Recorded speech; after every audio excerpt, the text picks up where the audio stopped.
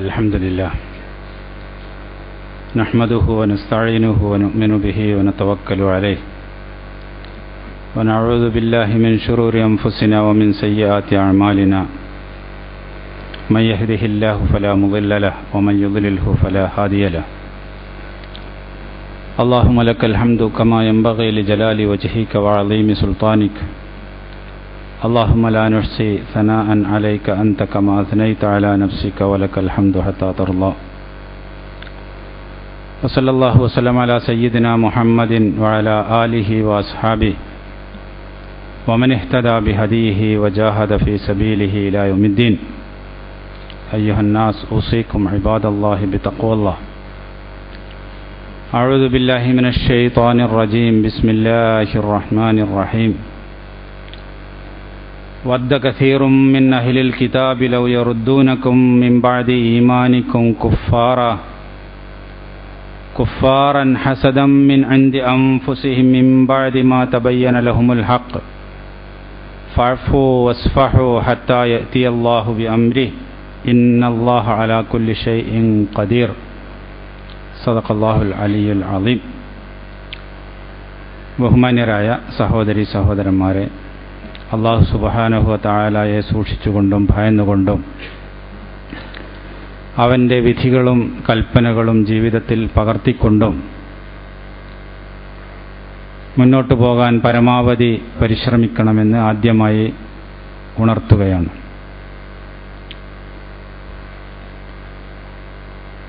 മുസ്ലിം സമൂഹം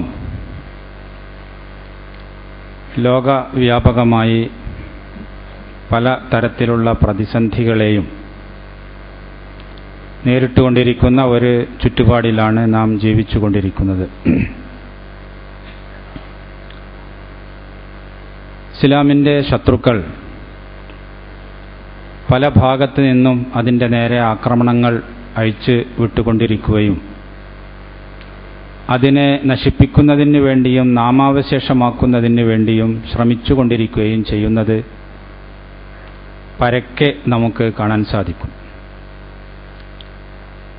ഇതിൽ ഇസ്ലാമിൻ്റെ പുറത്തു നിന്നുള്ള ശത്രുക്കളുടെ ആക്രമണവും എതിർപ്പും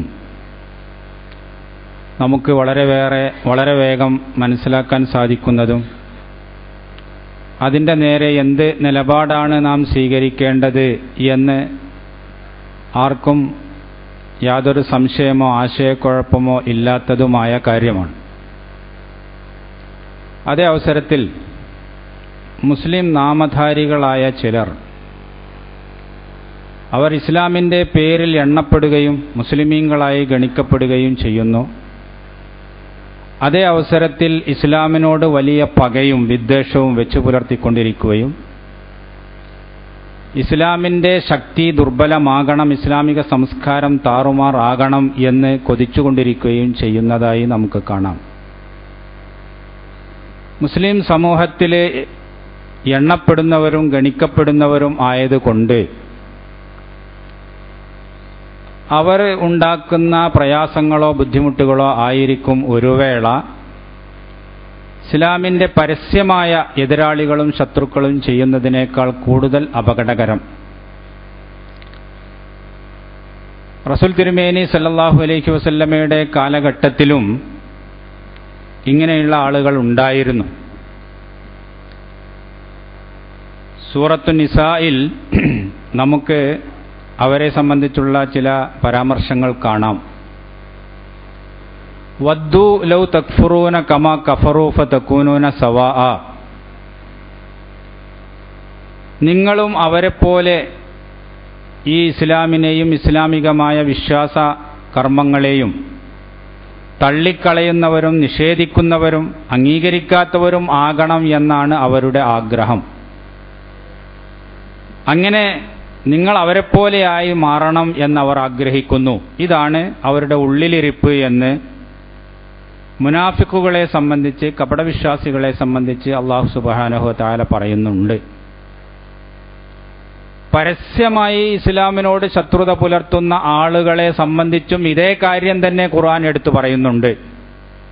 വദ്ദു ലൗ തക്ഫുറൂന കമാ കഫറു വദ്ദ കസീറും മിൻ അഹ്ലിൽ കിതാബി ലൗ യറുദ്ദൂനക്കും മിൻ ബഅദി ഈമാനിക്കും കുഫാറ.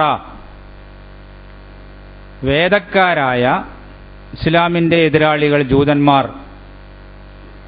അവരാഗ്രഹിക്കുന്നു നിങ്ങളുടെ ഈമാനിൽ നിന്ന് നിങ്ങളെ തിരിച്ച് കുഫറിലേക്ക് തന്നെ കൊണ്ടുപോകണമെന്ന്.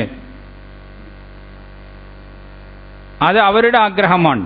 അതേപോലെയുള്ള ആഗ്രഹം തന്നെയാണ് കപടവിശ്വാസികളും വെച്ചു പുലർത്തിക്കൊണ്ടിരിക്കുന്നത് എന്ന് മുസ്ലിമീങ്ങളായി നടിച്ച് മുസ്ലിമീങ്ങളുടെ ഇടയിൽ ജീവിക്കുന്ന ആളുകളെ സംബന്ധിച്ചും ഖുർആൻ നമുക്ക് പരിചയപ്പെടുത്തി തരുന്നുണ്ട്. അപ്പോൾ ഇസ്ലാമിൻ്റേതായ ആ തനിമയും ഇസ്ലാമിൻ്റേതായ സംസ്കാരവും ഇസ്ലാമിൻ്റെ സവിശേഷതയും എല്ലാം ഒഴിവാക്കി നിങ്ങൾ അവരെപ്പോലെ ആയിത്തീരണമെന്നാണ് ഈ കൂട്ടരുടെ എല്ലാം മനസ്സിലുള്ള ആഗ്രഹം എന്ന് വിശുദ്ധ ഖുർആൻ നമുക്ക് പറഞ്ഞു തരുന്നു. ഇസ്ലാമിക സമൂഹത്തെ സംബന്ധിച്ചിടത്തോളം നമ്മൾ ചിന്തിച്ചാൽ ലോകാടിസ്ഥാനത്തിൽ മുസ്ലിം സമൂഹത്തിന് ചില സവിശേഷതകളും പ്രത്യേകതകളുമൊക്കെ നമുക്ക് കാണാൻ സാധിക്കും.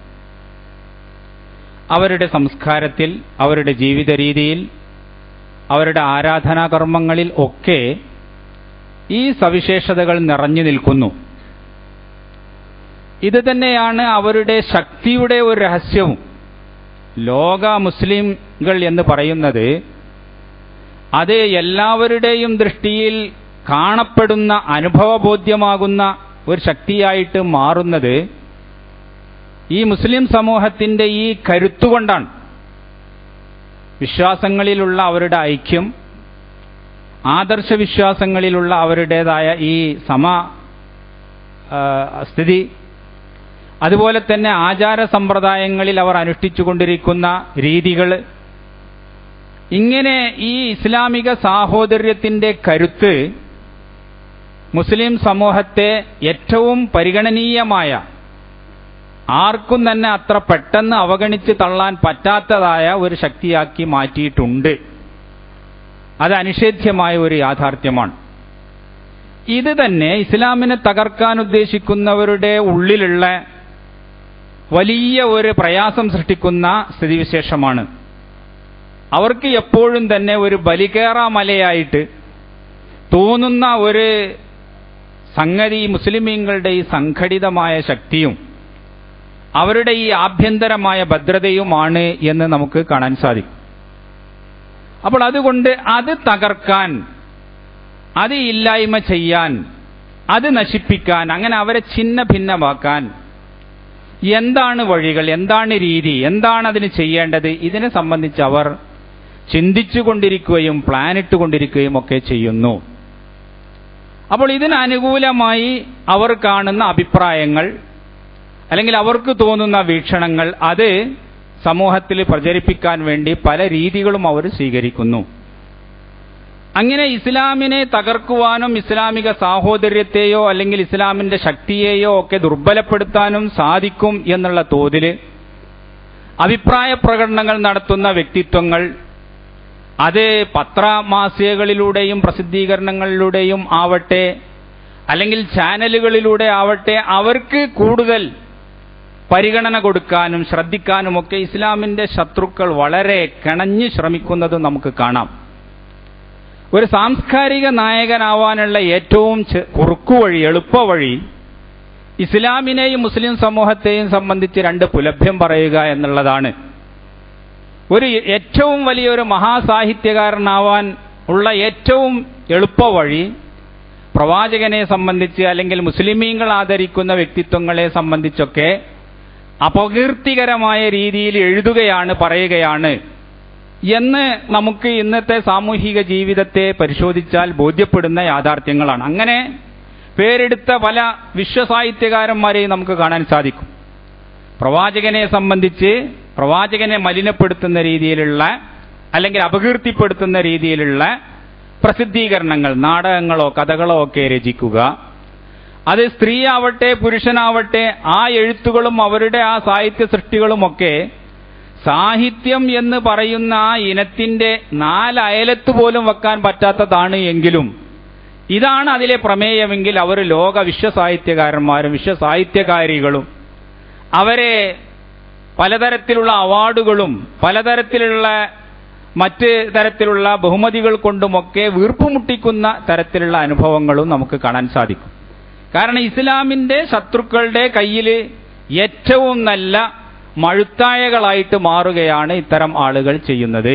ഇസ്ലാമിനെ അടിക്കാനും അതുപോലെ ഇസ്ലാമിനെ അപകീർത്തിപ്പെടുത്താനും ഇസ്ലാമിക സംസ്കാരത്തെ ഒക്കെ മലിനപ്പെടുത്താനുമൊക്കെ മുസ്ലിമീങ്ങളിൽ നിന്ന് തന്നെ മുസ്ലിം നാമധാരികളായ ആളുകളെ കിട്ടുമ്പോൾ അത് വലിയ ഒരു നേട്ടമായിട്ട് അവർ മനസ്സിലാക്കുകയും അവരെ കൊണ്ടാടുകയും ചെയ്യുന്നു. ചാനലുകളിൽ അവരുമായിട്ടുള്ള അഭിമുഖങ്ങൾ, അതുപോലെ തന്നെ അവർ എന്തെഴുതിയാലും അത് ഏറ്റവും പ്രചാരമുള്ള വാരികകളിലും മാസികകളിലുമൊക്കെ വരുന്നത് വലിയ പ്രാധാന്യത്തോടുകൂടി പ്രസിദ്ധീകരിക്കുന്നതൊക്കെ നമുക്ക് കാണാൻ സാധിക്കും. അപ്പൊ ഇങ്ങനെ എല്ലാ വിഭാഗം ആളുകളുടെയും ഉള്ളിലിരുപ്പ് ഇസ്ലാമിനെയും ഇസ്ലാമിക സമൂഹത്തെയും ദുർബലമാക്കണം, ഇസ്ലാമിക സംസ്കാരത്തെയും അതിന്റെ ശക്തിയെയും ക്ഷയിപ്പിക്കണം.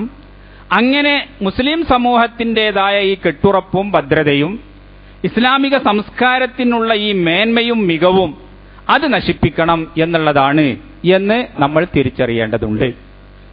ഈയിടെയായി ഒരു മുസ്ലിം നാമധാരി മലയാളത്തിലെ വളരെയേറെ പ്രചാരമുള്ള ഒരു ആഴ്ചപ്പതിപ്പിൽ ഒരു ലേഖനം പ്രസിദ്ധീകരിക്കുകയുണ്ടായി. വളരെ ദീർഘമായ ഒരു ലേഖനം പ്രസിദ്ധീകരിക്കുകയുണ്ടായി. മുസ്ലിം സമൂഹത്തിലുള്ള ചില സമ്പ്രദായങ്ങളെയും ആചാരങ്ങളെയും ഒക്കെ രൂക്ഷമായി വിമർശിക്കുകയും അത് ഒരു അറേബ്യൻ സാംസ്കാരികമായ അധിനിവേശത്തിന്റെ അടയാളങ്ങളാണ്, നാം ഇസ്ലാമികമായി ആചരിച്ചുകൊണ്ടോ അല്ലെങ്കിൽ ഇസ്ലാമികമായി വളരെ പ്രധാനം എന്നുള്ള രൂപത്തിൽ അനുഷ്ഠിച്ചുകൊണ്ടോ ഇരിക്കുന്ന കാര്യങ്ങളൊക്കെ അത് ഇസ്ലാമുമായിട്ട് വലിയ ബന്ധമൊന്നുമില്ലാത്ത കാര്യങ്ങളും അതങ്ങനെയൊന്നും ആവാണ്ടതില്ലാത്തതുമായ വിഷയങ്ങളുമാണ് എന്നും അത് യഥാർത്ഥത്തിൽ അറേബ്യൻ സാംസ്കാരികമായ അധിനിവേശം നമ്മളിൽ സ്വാധീനം ചെലുത്തിയിരിക്കുന്നു, നാം അതിന്റെ ഇരകളും ബലിയാടുകളുമായിരിക്കുന്നു എന്നുള്ളതാണ് തെളിയിക്കുന്നതെന്നുമൊക്കെ സമർത്ഥിച്ചുകൊണ്ട് കുറെ കാര്യങ്ങൾ അതിൽ എഴുതുകയുണ്ടായി. അതിൽ ഒന്നാമത്തെ ആക്രമണമാണ് പർദ്ദയുടെ നേരെ. പർദ്ദ എന്ന് പറയുന്നത് അത് ഇസ്ലാം കൽപ്പിച്ചതൊന്നുമല്ല, അങ്ങനെയുള്ള ഒരു വസ്ത്രധാരണ രീതി വേണമെന്നും ഇസ്ലാം നിഷ്കർഷിച്ചിട്ടില്ല. നേരെ മറിച്ച് അത് അറബികളുടെ ഒരു വസ്ത്രധാരണ രീതിയും ആചാര സമ്പ്രദായവുമാണ്. അപ്പൊ അത് ആ അറബി സംസ്കാരം അതിന്റെ സ്വാധീനവും അത് കൂടുതൽ അധിനിവേശം നടത്തിയത് കൊണ്ടുമാണ് മുസ്ലിം ലോകത്ത് പ്രചാരത്തിൽ വന്നത്. അല്ലാതെ കണ്ട് ഇസ്ലാമുമായിട്ട് അതിനൊരു ബന്ധവും ഇല്ല എന്ന രീതിയിലുള്ള വിശദീകരണങ്ങൾ നമുക്ക് ആ ലേഖനത്തിൽ കാണാം. മാത്രമല്ല, ഇനി ആ രൂപത്തിലുള്ള പർദ്ദക്കോ അങ്ങനെയുള്ള വസ്ത്രധാരണ രീതിക്കോ വല്ല പ്രസക്തിയുമുണ്ട് എങ്കിൽ, ഖുർആനിൽ അങ്ങനെ വല്ല നിർദ്ദേശങ്ങൾ വന്നിട്ടുണ്ട് എങ്കിൽ തന്നെ അത് പ്രവാചകന്റെ ഭാര്യമാർക്ക്, പ്രവാചക കുടുംബത്തിന് മാത്രം ബാധകമാകുന്ന കാര്യമാണ്, എല്ലാവരും കൊണ്ടു നടക്കേണ്ട കാര്യമൊന്നുമല്ല എന്ന ഒരു അഭിപ്രായ പ്രകടനവും നമുക്ക് അവിടെ കാണാൻ സാധിക്കും. എത്ര കണ്ട് ബുദ്ധിശൂന്യവും എത്ര കണ്ട് നീചവുമാണ് ഇത്തരത്തിലുള്ള അഭിപ്രായ പ്രകടനങ്ങൾ എന്ന് നമ്മൾ മനസ്സിലാക്കുക. പ്രവാചക ഭാര്യമാരെ അഭിമുഖീകരിച്ചുകൊണ്ട് പരിശുദ്ധ ഖുർആനിൽ പറഞ്ഞ കാര്യങ്ങൾ, യാ നിസാ അൻ-നബിയ്യി, പ്രവാചകന്റെ ഭാര്യമാരെ എന്ന് വിളിച്ചുകൊണ്ട് സൂറത്തുൽ അഹ്സാബിൽ ഒരുപാട് നിർദ്ദേശങ്ങൾ നൽകിയിട്ടുണ്ട്. മുസ്ലിം സമൂഹം എപ്പോഴും തന്നെ മാതൃകയ്ക്ക് വേണ്ടിയിട്ട് ഉറ്റുനോക്കുന്ന കുടുംബം എന്നുള്ള അടിസ്ഥാനത്തിലും ആ കുടുംബത്തിൽ അത് നടപ്പാകുന്നതോടുകൂടിയും ആ ഒരു സംസ്കാരം നിലവിൽ വരുന്നതോടുകൂടിയും മുസ്ലിമീങ്ങളിലേക്ക് മുഴുവൻ തന്നെ അത് വ്യാപിക്കുകയും എല്ലാവരും അത് അനുകരിക്കുകയും ചെയ്യും എന്നുള്ള അടിസ്ഥാനത്തിലും പ്രവാചകന്റെ ആ കുടുംബത്തെ പ്രത്യേകം അഭിസംബോധന ചെയ്തുകൊണ്ടുള്ള നിർദ്ദേശങ്ങൾ പരിശുദ്ധ ഖുർആനിൽ കാണാം. തിരുമേനി സല്ലല്ലാഹു അലൈഹി വസല്ലമയെ മാത്രമായി വിളിച്ചുകൊണ്ട് യാ അയ്യുഹൻ നബിയു, പ്രവാചകരെ എന്ന് വിളിച്ചുകൊണ്ടുള്ള നിർദ്ദേശങ്ങളും അങ്ങനെ തിരുമേനിയോട് കൽപ്പിക്കുന്ന ഒരുപാട് കാര്യങ്ങളും നമുക്ക് ഖുർആനിൽ കാണാൻ സാധിക്കും. അത് പ്രവാചകനോട് നിർദ്ദേശിക്കുന്ന ആ കാര്യങ്ങളാവട്ടെ, അല്ലെങ്കിൽ പ്രവാചകന്റെ ഭാര്യമാരോടോ കുടുംബത്തോടോ നിർദ്ദേശിക്കുന്ന കാര്യങ്ങളാവട്ടെ, അത് മുസ്ലിം സമൂഹത്തിന് മുഴുവൻ ഒരുപോലെ ബാധകമാണ് എന്ന രൂപത്തിലാണ് ഇസ്ലാമിക സമൂഹം അതിനെ കാണുകയും മനസ്സിലാക്കുകയും ചെയ്തിട്ടുള്ളത്. കാരണം ആ കാര്യങ്ങൾ എന്താണ് പറയുന്നത് എന്നുള്ളത് എടുത്തു പരിശോധിച്ചാൽ തന്നെ നമുക്കത് ബോധ്യപ്പെടുന്നതാണ്. ആ പ്രവാചക ഭാര്യമാരെ വിളിച്ചുകൊണ്ട് അല്ലാഹു സുബ്ഹാനഹു വ തആല പറയാണ്, വഖർന ഫീ ബുയൂതികുന്ന വലാ തബറജ്ന തബറുജൽ ജാഹിലിയ്യത്തിൽ ഊല. ഇസ്ലാമിന് മുമ്പ് കാലങ്ങളിൽ നടപ്പിലുണ്ടായിരുന്ന രീതിയിലും സമ്പ്രദായത്തിലും സൗന്ദര്യങ്ങളൊക്കെ പ്രകടിപ്പിച്ചുകൊണ്ടുള്ള ഒരു ചലനമോ നടത്തമോ നിങ്ങൾക്ക് ഉണ്ടാവാൻ പാടില്ല. നിങ്ങൾ നിങ്ങളുടെ വീടുകളിൽ അടങ്ങിയിരിക്കുന്ന അല്ലെങ്കിൽ പുറത്ത് ഇറങ്ങി കൂടുതലായിക്കൊണ്ട് പുരുഷന്മാരുമായി ഇടപഴകുന്ന രീതിയിലുള്ള അവസ്ഥകൾ സാധിക്കുന്നതും ഒഴിവാക്കേണ്ടതാണ്. വാഖിംന സ്വലാ വആതീന സക്കാ, നിങ്ങൾ നമസ്കാരം നിലനിർത്തുക, നിങ്ങൾ സക്കാത്ത് കൊടുക്കുക, അല്ലാഹു സുബ്ഹാനഹു വ തആലയെ കൂടുതലായി സ്മരിക്കുക എന്നീ കൽപ്പനകളൊക്കെ പ്രവാചക പത്നിമാരെ വിളിച്ചുകൊണ്ട് പരിശുദ്ധ ഖുർആൻ പറയുന്നു.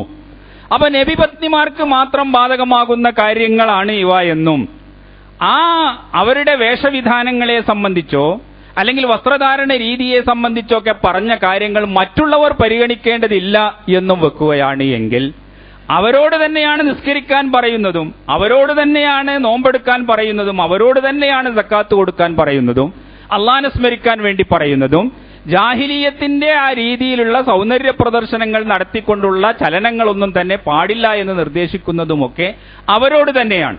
അപ്പൊ ഈ കൽപ്പനകൾ അവർക്ക് ബാധകമാകുന്നത് പോലെ തന്നെ മുസ്ലിം സമൂഹത്തിലെ എല്ലാവർക്കും, എല്ലാ സ്ത്രീകൾക്കും ബാധകമാകുന്ന നിയമങ്ങളാണ് പരിശുദ്ധ ഖുർആനിൽ പറഞ്ഞിട്ടുള്ളത്. പക്ഷെ അതിന് അല്ലാഹു സുബ്ഹാനഹു വ തആലയുടെ കൽപ്പനകളും പ്രവാചകൻ തിരുമേനി സല്ലല്ലാഹു അലൈഹി വസല്ലമയുടെ നിർദ്ദേശങ്ങളുമൊക്കെ പരിശുദ്ധ ഖുർആനിൽ നമ്മൾ വായിക്കുമ്പോൾ നമുക്ക് മനസ്സിലാക്കാൻ സാധിക്കും അല്ലാഹു അതിൽ നിന്ന് എന്താണ് ഉദ്ദേശിക്കുന്നത്, ഏത് രൂപത്തിലുള്ള വസ്ത്രധാരണ രീതിയാണ് മുസ്ലിം സ്ത്രീ പുരുഷന്മാർ സ്വീകരിക്കേണ്ടത് എന്നതിനെ സംബന്ധിച്ച് നൂറ്റാണ്ടുകളായി മുസ്ലിം സമൂഹം മനസ്സിലാക്കുകയും അതവർക്ക് ബോധ്യപ്പെടുകയും അതനുസരിച്ചുള്ള ഒരു സംസ്കാരം അവരെ രൂപീകരിക്കുകയും ചെയ്തിട്ടുണ്ട്. സ്ത്രീകളെ സംബന്ധിച്ചിടത്തോളം അല്ലാഹു സുബ്ഹാനഹു വ തആല മറ്റു സ്ഥലങ്ങളിലും സൂറത്തു നൂറിലും പറഞ്ഞു, വലാ യുബ്ദീന സീനതഹുന്ന ഇല്ലാ മാ ലഹറ മിൻഹാ, സ്ത്രീകൾ അവരുടെ സൗന്ദര്യം വെളിപ്പെടുത്തരുത്. സാധാരണഗതിയിൽ നിത്യജീവിതത്തിൽ വെളിപ്പെടുന്ന രീതിയിലുള്ള എന്തെങ്കിലും അവയവങ്ങൾ, ശരീരത്തിലെ അവയവങ്ങളല്ലാതെ മറ്റൊന്നും തന്നെ അവർ വെളിപ്പെടുത്തരുത് എന്ന് പരിശുദ്ധ ഖുർആൻ മുസ്ലിം സ്ത്രീകളോട് പ്രത്യേകമായി സത്യവിശ്വാസിനികളെ വിളിച്ചുകൊണ്ട് തന്നെ പ്രത്യേകമായും പറഞ്ഞു. അപ്പോൾ അതിന്റെ അടിസ്ഥാനത്തിൽ തിരുമേനി സല്ലല്ലാഹു അലൈഹി വസല്ലം വിശദീകരിച്ചു, മുഖവും മുൻകൈയുമല്ലാത്ത ശരീരത്തിന്റെ എല്ലാ ഭാഗങ്ങളും സ്ത്രീകൾ മറച്ചുവെക്കണം. ആ മുഖവും മുൻകൈയും മാത്രമേ അവർക്ക് വെളിപ്പെടുത്താൻ പാടുള്ളൂ, മറ്റുള്ളതെല്ലാം അന്യപുരുഷന്മാരിൽ നിന്നും അവർ മറക്കേണ്ടതാണ് എന്ന് തിരുമേനി സല്ലല്ലാഹു അലൈഹി വസല്ലം പഠിപ്പിക്കുകയും ചെയ്തു. ആ വസ്ത്രധാരണ രീതിയാണ് ഇസ്ലാമിക രീതി എന്ന് പറയുന്നത്. അത് ആ രൂപത്തിലുള്ള ശാരീരിക അവയവങ്ങൾ മറക്കുന്ന ഏത് വസ്ത്രമാവട്ടെ, അത് നിങ്ങൾ പർദ്ദ സ്വീകരിച്ചാലും അല്ലെങ്കിൽ വേറെ ഏതെങ്കിലും പേരുള്ള വേറെ ഏതൊരു വസ്ത്രം ധരിച്ചാലും ശരി, ഈ ലക്ഷ്യം സാധിക്കുന്നതാണ് എങ്കിൽ നിങ്ങളുടെ മുഖവും മുസ്ലിം സ്ത്രീകളുടെ മുഖവും മുൻകൈയും മറക്കുന്ന രീതിയിലുള്ളതാണ് എങ്കിൽ അത് ഇസ്ലാമികമായ വസ്ത്രമാണ്. ആ വസ്ത്രധാരണ രീതിയെ ഇസ്ലാം അംഗീകരിക്കുകയും ചെയ്യുന്നു. അങ്ങനെ മാത്രമേ മുസ്ലിമീങ്ങൾക്ക് അഭിപ്രായവുമുള്ളൂ. അല്ലാതെ ഈ പർദ്ദ എന്ന് പറയുന്ന ആ പ്രത്യേക രീതിയിലുള്ള ആ വസ്ത്രം തന്നെ എല്ലാവരും എല്ലാ കാലത്തും ധരിച്ചുകൊള്ളണം എന്ന് ഇസ്ലാമോ അല്ലെങ്കിൽ ഇസ്ലാമിക പണ്ഡിതന്മാരോ അഭിപ്രായപ്പെട്ടിട്ടില്ല. നേരെ മറിച്ച് ശരീരത്തിൽ നിന്ന് അവർ മറച്ചുവെക്കേണ്ട ഭാഗങ്ങളെ മുഴുവൻ മറച്ചുവെക്കുന്ന രീതിയിലുള്ള വസ്ത്രധാരണമാണ് അവർ ചെയ്യേണ്ടത്, സ്വീകരിക്കേണ്ടത് എന്നത് അത് ഒരിക്കലും തന്നെ തർക്കമില്ലാത്ത കാര്യവുമാണ്, അംഗീകരിക്കപ്പെട്ട കാര്യവുമാണ്. ഈ ഒരു രൂപത്തിലുള്ള വസ്ത്രധാരണ രീതിക്ക് വളരെ അനുയോജ്യമായ ഒന്നാണ് പർദ്ദ എന്ന് പറയുന്ന ഈ വസ്ത്രം എന്നതുകൊണ്ട് മുസ്ലിം സ്ത്രീകൾ അത് സ്വീകരിക്കുകയും അത് അംഗീകരിക്കുകയും ചെയ്യുന്നു എന്ന് മാത്രമേ ഉള്ളൂ. അല്ലാതെ പർദ്ദ എന്ന് പറയുന്ന ഈ വസ്ത്രത്തിന് പ്രത്യേകമായ ഒരു പരിശുദ്ധിയോ അല്ലെങ്കിൽ അത് തന്നെ ആവണമെന്നുള്ള നിർബന്ധമോ ഇല്ല എന്നും നമ്മൾ മനസ്സിലാക്കേണ്ടതുണ്ട്. അത് മുസ്ലിം സ്ത്രീകൾ അവരുടെ ഇസ്ലാമികമായ ബോധത്തിന്റെ അടിസ്ഥാനത്തിൽ സ്വയം സ്വീകരിച്ചതാണ്, ആരും അവരുടെ മേൽ വെച്ച് കെട്ടിയതല്ല. അതുപോലെ തന്നെ ഈ ഇസ്ലാമികമായ ബോധമുള്ള ഈ സ്ത്രീകൾ ഇന്ന് വ്യാപകമായ തോതിൽ ഈ രൂപത്തിലുള്ള വസ്ത്രങ്ങൾ ധരിച്ചുകൊണ്ടിരിക്കുന്നുണ്ട്. എല്ലാ രംഗങ്ങളിൽ ഉദ്യോഗസ്ഥകളാവട്ടെ, തൊഴിലെടുക്കുന്നവരാവട്ടെ, അല്ലെങ്കിൽ വിദ്യാർത്ഥിനികളാവട്ടെ, കോളേജുകളിൽ പോകുന്നവരാവട്ടെ, അല്ലെങ്കിൽ മറ്റ് ഏതെങ്കിലും രംഗങ്ങളിൽ പ്രവർത്തിക്കുന്നവരാവട്ടെ, വാർത്താ മാധ്യമങ്ങളിലും മീഡിയകളിലും പ്രവർത്തിക്കുന്നവരാവട്ടെ, അവരെല്ലാം തന്നെ ഇസ്ലാമിക ബോധമുള്ളവരാണ് എങ്കിൽ ഇത്തരത്തിലുള്ള ഒരു വസ്ത്രധാരണ രീതി സ്വീകരിക്കുന്നതായിട്ട് നമുക്ക് കാണാം. ഇത് ഇസ്ലാമികമായ ഒരു ബോധവൽക്കരണത്തിന്റെ വളർച്ചയാണ് സൂചിപ്പിക്കുന്നത് എന്ന് നമ്മൾ മനസ്സിലാക്കേണ്ടതുണ്ട്. ഇതാണ് യഥാർത്ഥത്തിൽ ഇസ്ലാമിന്റെ ശത്രുക്കളുടെ ഉറക്കം കെടുത്തുന്നത് എന്ന് നമ്മൾ തിരിച്ചറിയേണ്ടതുണ്ട്. പണ്ട് കാലങ്ങളിൽ ഏകദേശം ഒരു 10-25 വർഷങ്ങൾക്ക് മുമ്പ് ഏതെങ്കിലും തരത്തിലുള്ള യൂണിവേഴ്സിറ്റികളിലോ അല്ലെങ്കിൽ ഹോസ്പിറ്റലുകളിലോ അതുപോലെയുള്ള പൊതു മേഖലകളിലേക്കോ നിങ്ങൾ കടന്നു ചെന്നാൽ അവിടെ ഇസ്ലാമികമായ വസ്ത്രം ധരിക്കുന്ന ആരെയും, ഉദ്യോഗസ്ഥകളാവട്ടെ അല്ലെങ്കിൽ വിദ്യാർത്ഥിനികളാവട്ടെ, ആ രൂപത്തിലുള്ള ആരെയും നിങ്ങൾക്ക് കാണാൻ സാധിക്കുമായിരുന്നില്ല. പക്ഷെ ഇന്ന് മെഡിക്കൽ കോളേജുകളിലും എഞ്ചിനീയറിംഗ് കോളേജുകളിലുമൊക്കെ ഇസ്ലാമികമായ വസ്ത്രങ്ങൾ ധരിച്ചുകൊണ്ട് അഭിമാനത്തോടുകൂടി പഠിക്കുകയും ഏറ്റവും ഉയർന്ന രൂപത്തിൽ തന്നെ വിദ്യാഭ്യാസ നിലവാരം പ്രകടിപ്പിക്കുകയും ചെയ്യുന്ന ധാരാളം മുസ്ലിം സ്ത്രീകളെയും ചെറുപ്പക്കാരികളെയും പെൺകുട്ടികളെയും നമുക്ക് കാണാൻ സാധിക്കുന്നതാണ്. അപ്പൊ ഇസ്ലാമികമായ ബോധവൽക്കരണത്തിനുള്ള പരിശ്രമങ്ങളുടെ വിജയവും ജനങ്ങളുടെ മതബോധവും തന്നെയാണ് ആ രൂപത്തിലുള്ള ഒരു അവസ്ഥയിലേക്ക് അവരെ മാറ്റിയെടുത്തത് എന്ന് നമ്മൾ മനസ്സിലാക്കേണ്ടതുണ്ട്. ഇത് ഇസ്ലാമിന്റെ എതിരാളികൾ അല്ലെങ്കിൽ ഈ രൂപത്തിലുള്ള ഒരു ഇസ്ലാമികമായ സംസ്കാരം വളരുന്നത് കാണുന്നതിൽ അങ്ങേയറ്റം അസൂയ കൊള്ളുന്നവർ അത് ഇല്ലാതെയാക്കാൻ വേണ്ടിയിട്ടും അതിനെ നശിപ്പിക്കാൻ വേണ്ടിയും അത് ഭീകരതയുടെയും അതുപോലെയുള്ള മറ്റ് വിധ്വംസക പ്രവർത്തനങ്ങളുടെയും ഒക്കെ ചിഹ്നമാക്കി ചിത്രീകരിക്കുന്നതിന് വേണ്ടിയുമൊക്കെ വളരെ പാടുപെടുന്നുണ്ട് എന്നുള്ളത് നമ്മൾ തിരിച്ചറിയേണ്ടതാണ്. അതുകൊണ്ടാണല്ലോ ഒരു പെണ്ണിനെ ഒരു സംശയത്തിന്റെ പേരിൽ പോലീസ് അറസ്റ്റ് ചെയ്തപ്പോൾ അവർ ഒരു പർദ്ദാധാരിണിയായിരുന്നു എന്നതിനാൽ ആ പർദ്ദയിൽ ഫോക്കസ് ചെയ്യുകയും വാർത്താ മാധ്യമങ്ങളും പത്രപ്രസിദ്ധീകരണങ്ങളും ഒക്കെ ഈ പർദ്ദയെ ഒരു ഭീകരതയുടെ ചിഹ്നമായി അവതരിപ്പിക്കുകയും ചെയ്തത്. ഇപ്പോൾ അവസാനമായി റഷ്യയിലെ ഏതോ ഒരു സ്ത്രീ ഇത്തരത്തിലുള്ള ഒരു കേസിൽ പിടിക്കപ്പെടുകയോ അല്ലെങ്കിൽ സംശയിക്കപ്പെടുകയോ ചെയ്തപ്പോൾ അവരെയും മൂടുപടം അണിയിപ്പിച്ചുകൊണ്ട് പർദ്ദ എടുപ്പിച്ചുകൊണ്ടുള്ള ഫോട്ടോ എടുത്ത് അത് ലോകവ്യാപകമായി പ്രസിദ്ധീകരിക്കുന്ന വാർത്താ മാധ്യമങ്ങളെ നമുക്ക് കാണാൻ സാധിക്കും. അപ്പോൾ ഈ രീതിയിൽ ഇസ്ലാമികമായ സംസ്കാരത്തെ അതിനെ അപകീർത്തിപ്പെടുത്തുക, അത് ഭീകരതയുടെയും അതുപോലെയുള്ള മറ്റ് ആഭാസങ്ങളുടെയും ഒക്കെ ഒരു ചിഹ്നമായി കൊണ്ട് പൊതുജന സമക്ഷം സമർപ്പിക്കുക, ഇത് ഇസ്ലാമിന്റെ ശത്രുക്കൾ ബോധപൂർവം നടത്തിക്കൊണ്ടിരിക്കുന്ന ഒരു കാര്യമാണ് എന്ന് നമ്മൾ തിരിച്ചറിയേണ്ടതുണ്ട്. അപ്പോൾ അവരത് ഇസ്ലാമിലില്ല, ഇസ്ലാമിൽ അതൊന്നും തന്നെ ആവശ്യമില്ല, അത് അറേബ്യൻ സാംസ്കാരിക അധിനിവേശത്തിന്റെ അടയാളമാണ് എന്നെല്ലാം തന്നെ പറഞ്ഞുകൊണ്ട് നല്ല പദപ്രയോഗങ്ങൾ നടത്തിയാലും ശരി, യഥാർത്ഥത്തിൽ അതിന്റെ ഉള്ളിലിരിപ്പ് മറ്റൊന്നാണ് എന്ന് നമ്മൾ മനസ്സിലാക്കേണ്ടതുണ്ട്. എന്തുകൊണ്ടാണ് മറ്റു മതവിഭാഗക്കാരായ ആളുകളും അവരുടേതായ സംസ്കാരങ്ങളും അവരുടേതായ വേഷവിധാനങ്ങളും അവരുടേതായ രീതിയിലുള്ള വസ്ത്രധാരണ രീതികളും ഒക്കെ സ്വീകരിക്കുന്നുണ്ടല്ലോ, ആരും അവരുടെ മേക്കിട്ട് കയറുകയോ അവരെ കുതിര കയറുകയോ ചെയ്യുന്നത് നമുക്ക് കാണാൻ സാധിക്കുന്നില്ല. നിങ്ങൾ ആലോചിച്ചു നോക്കൂ, ജൈനമതക്കാരും ബുദ്ധമതക്കാരുമായ ധാരാളം സ്ത്രീ പുരുഷന്മാരെ നമുക്ക് കാണാൻ സാധിക്കും. മുടിയടക്കം വടിച്ചുകൊണ്ട്, അങ്ങനെ മുടിയില്ലാതെ കണ്ട് സ്ത്രീകൾ, മുടി വടിച്ചുകൊണ്ട് സ്ത്രീകൾ ഒരു പ്രത്യേക കാഷായ വസ്ത്രം ധരിച്ച് സാധാരണഗതിയിൽ പോവുകയും സഞ്ചരിക്കുകയും പല സ്ഥലങ്ങളിലും കറങ്ങുകയും ചെയ്യുന്നത് നമുക്ക് കാണാൻ സാധിക്കുന്നു. അവരുടെ മതവിശ്വാസത്തിന്റെ ഒരു ഭാഗമാണത്. അതിന്റെ നേരെ ഒരു ആക്രമണം ഒരിക്കലും തന്നെ നമ്മൾ കണ്ടിട്ടില്ല.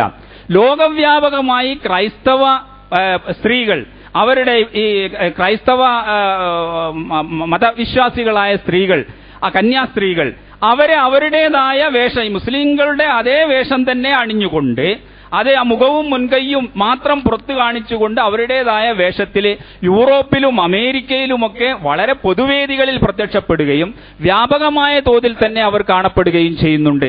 ആരും തന്നെ ഇതേവരെ ആ രൂപത്തിലുള്ള വസ്ത്രവിധാനത്തെ അപകീർത്തിപ്പെടുത്തുകയോ അല്ലെങ്കിൽ അത് ഒരു തരത്തിലുള്ള പിന്നാക്കം പോക്കാണ് അല്ലെങ്കിൽ സാംസ്കാരിക അധിനിവേശമാണ് എന്ന് പറഞ്ഞുകൊണ്ട് അതിനെ നാണം കെടുത്താൻ ശ്രമിക്കുകയോ ചെയ്യുന്നത് നമുക്ക് കാണാൻ സാധ്യമല്ല.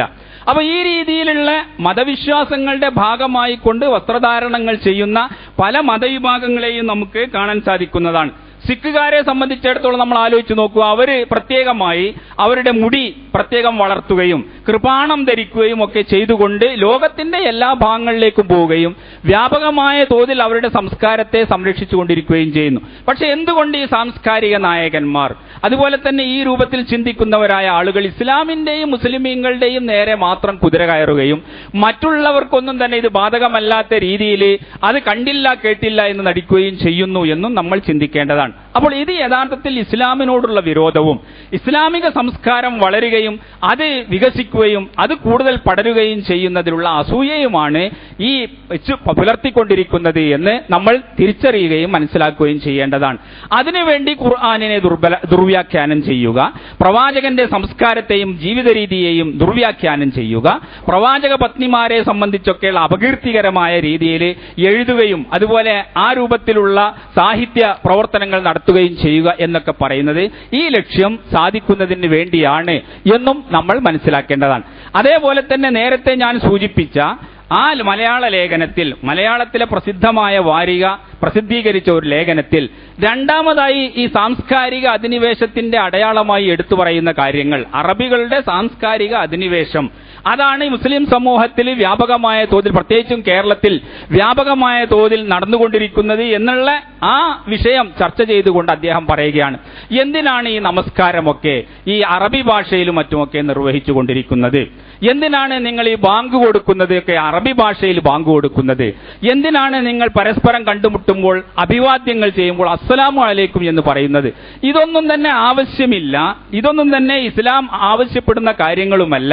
ഇതിലൊക്കെ മാറ്റങ്ങൾ വേണമെന്നും ഇത് വേറെ ഏതോ ഒരു വിഭാഗത്തിന്റെ സംസ്കാരം നമ്മുടെ മേൽ അധിനിവേശം വാഴുകയാണ് എന്നുള്ള രീതിയിൽ വ്യാപകമായ തോതിൽ എഴുതുന്നത് നമുക്ക് കാണാൻ സാധിക്കും. നമ്മൾ ആലോചിച്ചു നോക്കുക, ഈ ഇസ്ലാമിനെ സംബന്ധിച്ചിടത്തോളം അത് യഥാർത്ഥത്തിൽ തന്നെ ഉദ്ദേശിക്കുന്നത് ലോകത്ത് മുസ്ലിം സമൂഹം ഒരു പ്രത്യേകമായ കൾച്ചറിലും ഒരു പ്രത്യേകമായ സാമൂഹിക രൂപത്തിലും തന്നെ നിലനിൽക്കണമെന്നും ശക്തി പ്രാപിക്കണമെന്നുള്ളതാണ്.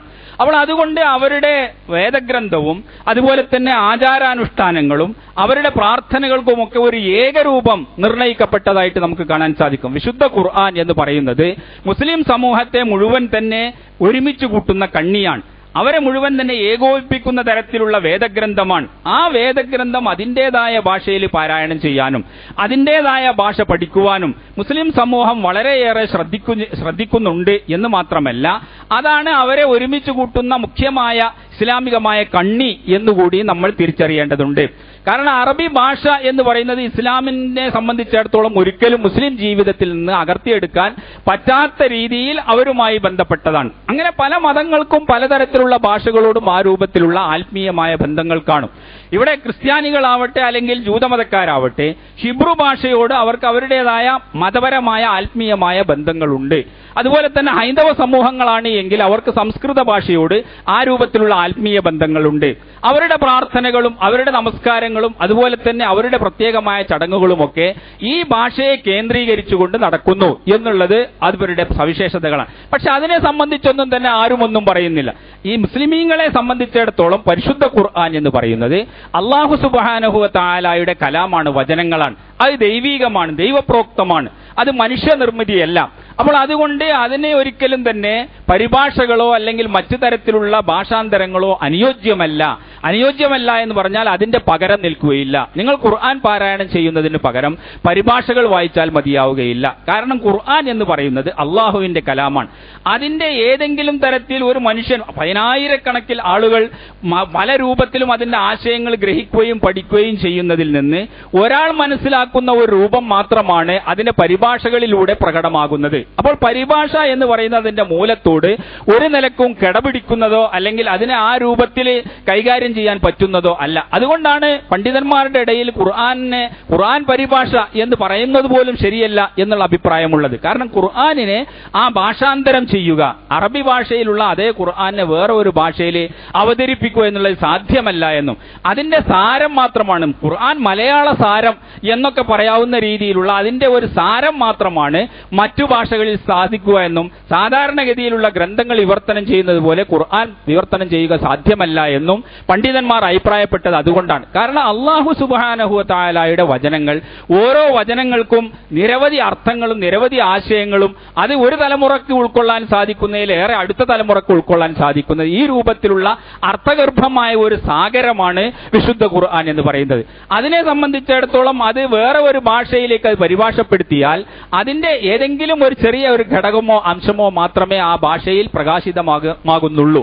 അപ്പോൾ അതുകൊണ്ട് ഖുർആൻ സത്യവിശ്വാസികളെ സംബന്ധിച്ചിടത്തോളം ഖുർആൻ ഒരിക്കലും തന്നെ മറ്റു ഭാഷകളിൽ അതിന് ഖുർആന് തുല്യമാവുകയില്ല. അതുകൊണ്ട് മലയാളം ഖുർആൻ, ഇംഗ്ലീഷ് ഖുർആൻ അല്ലെങ്കിൽ ഹിന്ദി ഖുർആൻ എന്നീ രൂപത്തിൽ ഖുർആനെ സംബന്ധിച്ചിടത്തോളം മലയാളം ബൈബിൾ എന്നോ അല്ലെങ്കിൽ ഇംഗ്ലീഷ് ബൈബിൾ എന്നൊക്കെ പറയുന്നത് പോലെ പറയുന്നതും ശരിയാവുകയില്ല. ഖുർആന്റെ മലയാള വ്യാഖ്യാനം അല്ലെങ്കിൽ ഇംഗ്ലീഷ് വ്യാഖ്യാനം ഈ രൂപത്തിൽ മാത്രമേ അത് പറ്റുകയുള്ളൂ. വരികയുള്ളൂ.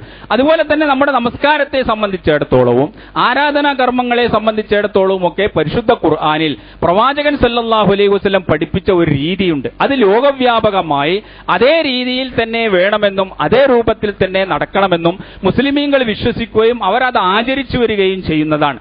അപ്പോൾ ഈ മതത്തിലോ അല്ലെങ്കിൽ ആ രൂപത്തിലുള്ള കാര്യങ്ങളിലോ വിശ്വാസമില്ലാത്ത പുറമെ നിന്നുള്ള ഒരാള് ഇതിനെയൊക്കെ ഒന്ന് നന്നാക്കി തീർക്കാൻ വേണ്ടി ശ്രമിക്കാം എന്ന് വെക്കുന്നത് എത്ര വലിയ മൂഢമാണ് എന്ന് നമ്മൾ ചിന്തിക്കേണ്ടതുണ്ട്. അദ്ദേഹം പറയുകയാണ് ഈ യഥാർത്ഥത്തിൽ ഈ ബാങ്കൊക്കെ വിളിക്കുന്നത് മലയാളത്തിലാണ് എങ്കിൽ ആളുകൾക്ക് അത് മനസ്സിലാവുകയും അവർക്കത് ഉൾക്കൊള്ളാൻ സാധിക്കുകയും ചെയ്യുമായിരുന്നു. മാത്രമല്ല തന്റെ ഒരു അനുഭവം വിശദീകരിക്കുകയുണ്ടായി. ഒരിക്കൽ ഞാൻ ഒരു ഹിന്ദു സുഹൃത്തിനോട് സംസാരിച്ചപ്പോൾ അസ്വലാത്തു ഖൈറും മിനൻ നൗം എന്ന് പറയുന്ന സുബഹി ഭാഷയിലെ ഈ ബാങ്കിന്റെ ഈ അർത്ഥം ഞാൻ അദ്ദേഹത്തോട് പറയുകയുണ്ടായി. നമസ്കാരമാണ് ഉറക്കിനേക്കാൾ കൂടുതൽ ഉത്തമമെന്ന്. അപ്പോൾ ആ ഹിന്ദു സഹോദരൻ എന്നോട് പ്രതികരിച്ചത്, ഇത് മലയാളത്തിൽ പറഞ്ഞിരുന്നുവെങ്കിൽ ഞാനും ആ ആശയം ഉൾക്കൊള്ളുകയും പള്ളിയിൽ എത്തുകയും ചെയ്യുമായിരുന്നല്ലോ എന്ന്. പക്ഷെ അതേ അവസരത്തിൽ തന്നെ ഇതിന്റെ അർത്ഥം 100% അറിയുകയും ചെറുപ്പം മുതൽ തന്നെ അത് കേൾക്കുകയും ചെയ്യുന്ന ഈ വിദ്വാൻ എന്തെങ്കിലും ഒരു കാരണവശാൽ പള്ളിയിലേക്ക് വന്നിട്ടില്ലല്ലോ. അപ്പോൾ അങ്ങനെ വരാൻ ഉദ്ദേശിക്കുന്ന ആളുകൾ വേറെ രൂപത്തിൽ തന്നെ വരും. വരാൻ ഉദ്ദേശിക്കാത്ത ആളുകൾക്ക് ഇത് തിരിയാത്തതുകൊണ്ടൊന്നല്ല, ബാങ്കിന്റെ അർത്ഥം തിരിയാത്തത് കൊണ്ടൊന്നല്ല യഥാർത്ഥത്തിൽ പള്ളിയിൽ വരാതിരിക്കുന്നത് എന്ന് നമുക്കത് ബോധ്യപ്പെടുന്നതാണ്. അപ്പോൾ യഥാർത്ഥത്തിൽ ഇതിനൊക്കെ തന്നെ ഇതിന്റെ മുമ്പും തന്നെ ഇസ്ലാമിനെ നശിപ്പിക്കാൻ ശ്രമിച്ച അത്താതുർക്കിനെ പോലെയുള്ള ആളുകൾ തുർക്കിയിൽ ബാങ്കൊക്കെ തുർക്കി ഭാഷയിലാക്കണം എന്നുള്ള നിർദ്ദേശങ്ങൾ കൊടുത്തൊക്കെ നമുക്ക് കാണാൻ സാധിക്കുന്നതാണ്. അതുപോലെ തന്നെ അസ്സലാമു അലൈക്കും എന്ന് പറയുന്ന ഇസ്ലാമികമായ അഭിവാദ്യം, അതിന് പകരം നിങ്ങൾ വേറെ ഏതെങ്കിലും രൂപത്തിലുള്ള നമസ്കാരം എന്നോ നമസ്തേ എന്നോ ഒക്കെ പറഞ്ഞാൽ തന്നെ മതി, അതൊക്കെ ആകുന്നതാണ് ഏറ്റവും ശരി എന്നുള്ള രൂപത്തിൽ ഈ എഴുത്തുകാരൻ എഴുതുന്നത് നമുക്ക് കാണാൻ സാധിക്കുന്നതാണ്. അപ്പോൾ ഇങ്ങനെയാണ് സാഹിത്യ നായകന്മാരും അതുപോലെ സാംസ്കാരിക വ്യക്തിത്വങ്ങളും എന്നൊക്കെ പറയുന്ന ആളുകൾ, പ്രത്യേകിച്ചും അവർ മുസ്ലിം നാമധാരികളാണ് എങ്കിൽ അവരെ സംബന്ധിച്ചിടത്തോളം ഇസ്ലാമിന് അവർ ചെയ്തു കൊടുക്കുന്ന സേവനങ്ങളുടെ മാതൃകകളാണ് ഇത് എന്ന് നമ്മൾ മനസ്സിലാക്കേണ്ടതുണ്ട്. അപ്പോൾ ഈ രൂപത്തിൽ പറഞ്ഞുകൊണ്ട് മുസ്ലിം സമൂഹത്തെ സംബന്ധിച്ചിടത്തോളം അതിൽ വലിയ കുഴപ്പമൊന്നുമില്ല. പക്ഷെ അതേ അവസരത്തിൽ മറ്റ് സമൂഹങ്ങൾക്കിടയിൽ ആശയക്കുഴപ്പങ്ങൾ ഉണ്ടാക്കുകയോ തെറ്റിദ്ധാരണകൾ ഉണ്ടാക്കുകയോ ഒക്കെ ചെയ്യാൻ ഇത് സഹായകമാകും എന്നാണ് യഥാർത്ഥത്തിൽ ഈ പോഴന്മാർ വിശ്വസിച്ചിട്ടുള്ളത്. പക്ഷെ ഇന്നത്തെ മാധ്യമത്തിൽ നമ്മൾ ഒരു ഹിന്ദു സഹോദരന്റെ ഒരു ലേഖനം നമ്മൾ വായിക്കുകയാണ് എങ്കിൽ എത്ര നീചമാണ് ഇത്തരത്തിലുള്ള ശ്രമങ്ങൾ എന്നും ഹിന്ദു സഹോദരന്മാർ ഏത് രൂപത്തിലാണ് ഇത്തരത്തിലുള്ള വിമർശനങ്ങളെയും അഭിപ്രായ പ്രകടനങ്ങളെയും ഒക്കെ കാണുന്നത് എന്നും നമുക്കതിൽ നിന്ന് വേർതിരിച്ച് മനസ്സിലാക്കാൻ സാധിക്കുന്നതാണ്. ഒരു നമ്പൂതിരിയായ ഒരു സമൂഹത്തിൽപ്പെട്ട ആ വ്യക്തി ഇന്നത്തെ മാധ്യമത്തിൽ ഇത്തരത്തിലുള്ള അഭിപ്രായ പ്രകടനങ്ങളെ സംബന്ധിച്ചും ഈ രൂപത്തിലുള്ള എഴുത്തിനെ സംബന്ധിച്ചുമൊക്കെ അദ്ദേഹം പ്രതികരിച്ചുകൊണ്ട് ഒരു ലേഖനം എഴുതിയിട്ടുണ്ട്. അതിൽ അദ്ദേഹം പറയുകയാണ്, മുസ്ലിങ്ങൾ അറബിയിൽ പ്രാർത്ഥിച്ചാൽ എന്താണാവോ പൊല്ലാപ്പ്? കർമ്മങ്ങളെയും ചടങ്ങുകളെയും അതിന്റെ തനി രൂപത്തിൽ അംഗീകരിക്കുകയാണ് ഹൈന്ദവ സംസ്കാരം ചെയ്യുന്നത്. ആചാരങ്ങൾക്ക് മാറ്റം വരുത്തിയാൽ ചടങ്ങുകൾ പിഴച്ചു എന്നാണ് ഹൈന്ദവ ദർശനം. നിങ്ങൾ ബാങ്കും നിസ്കാരവും മലയാളത്തിലാക്കി ഭാരതവൽക്കരിക്കണമെന്നതാണ് ശുദ്ധ ഫാഷിസം. മുസ്ലിങ്ങൾ അറബിയിൽ പ്രാർത്ഥിച്ചാലും തൊപ്പി ധരിച്ചാലും താടി വെച്ചാലും ഈ മഹത്തായ ഇന്ത്യ രാജ്യത്തിന് ഒരു ചുക്കും സംഭവിക്കാനില്ല. അല്ലെങ്കിൽ പർദ്ദ ധരിക്കുന്ന മുസ്ലിം സ്ത്രീകൾക്ക് അനുഭവപ്പെടാത്ത ചൂടും പുകയും എന്തിനാണാവോ അത് കണ്ടു നിൽക്കുന്ന ആണുങ്ങൾക്ക് അനുഭവപ്പെടുന്നത് എന്ന് അദ്ദേഹം ചോദിക്കുകയാണ്. അപ്പൊ നമ്മുടെ മുസ്ലിം സഹോദരന്മാരുടെ ഇത്തരത്തിലുള്ള കോപ്രായങ്ങൾ സഹോദര സമുദായത്തിൽ ശരിയായ രീതിയിൽ ചിന്തിക്കുന്ന ആളുകൾ എങ്ങനെയാണ് വിലയിരുത്തുന്നത് എന്നും സമൂഹം എങ്ങനെയാണ് ഇവരെ കോമാളികളായിക്കൊണ്ട് വീക്ഷിക്കുന്നത് എന്നും നമ്മൾ മനസ്സിലാക്കേണ്ടതുണ്ട്. അപ്പോൾ യഥാർത്ഥത്തിൽ തന്നെ ഇന്ന് വ്യാപകമായ തോതിൽ ഇസ്ലാമിക സംസ്കാരത്തിന്റെ നേരെ ഓരോരുത്തരും താനാൽ കഴിയുന്ന രീതിയിലുള്ള സേവനങ്ങൾ അർപ്പിച്ചുകൊണ്ട് അതിനെ നശിപ്പിക്കാൻ വേണ്ടി ശ്രമിച്ചുകൊണ്ടിരിക്കുമ്പോൾ ഇസ്ലാമിന് അതിനെ മനസ്സിലാക്കുകയും സൂക്ഷ്മമായ രീതിയിൽ അതിനെ പഠിക്കുകയും ചെയ്യുന്ന മറ്റൊരു വിഭാഗവും മറ്റൊരു തലമുറയും കൂടി മറുവശത്ത് വളർന്നു വരുന്നുണ്ട് എന്നുള്ളത് നമ്മൾ കാണേണ്ടതാണ്.